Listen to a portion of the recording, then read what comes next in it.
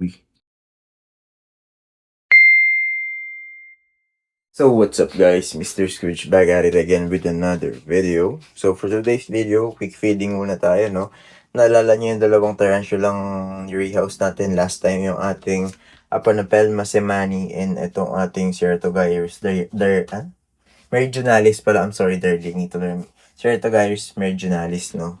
So, sila yung papakainin natin for today's video. Quick feeding lang muna tayo, no? And update sa kanila, no? So, ano pa bang hinihintay natin? Huwag natin patagalin pa. Let's go, guys.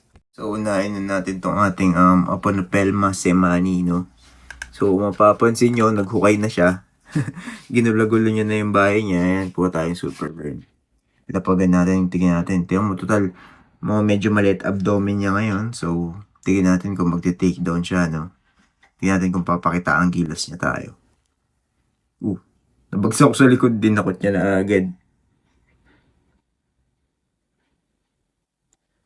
Ito nga palang ano na to, Semani na to, yung Apanapelma semani na to, or Costa Rican zebra, is blue color form, no? Kaya kung makapansin nyo, medyo bluish siya. Meron kasi na itong normal color form lang, yung black lang. Diba? Ang ganda din. Tingnan yung itsura niya. Yung ginulo niya na yung ano niyo, yung kanyang, ang tawag dito, yung kanyang enclosure, no? Hinukay-hukay niya na. So, hayaan na natin siyang ma-enjoy itong kanyang na-takedown. Mag-happy dance ba or wala? Proceed na tayo sa ating old world na Ceratogyrus meridionalis. Let's go, guys. So, ito na yung ating meridionalis. Ayan, oh. Tingnan nyo, diba? Ang ganda na, nakapag-webbing na siya sa kanyang tub or enclosure, no? Ayan, oh. Heavy weber din kasi, heavy weber din kasi itong tarantula na to, kaya kung papasin nyo, ang ganda ng webbing. So, pag naging female to, lilipat natin to sa mas maganda at mas malaking enclosure soon, no? So, sana maging female ka.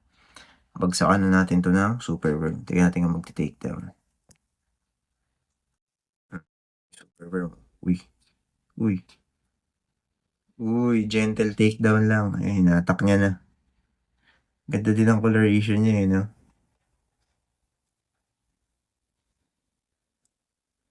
Mag-happy dance ka ba? Tama naman kami. Wala man lang nag-happy dance sa inyong dalawa eh.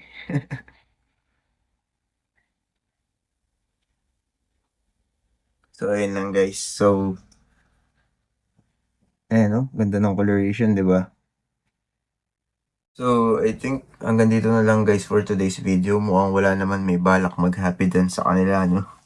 So, bayaan na natin silang ma-enjoy yung kanilang free item, no?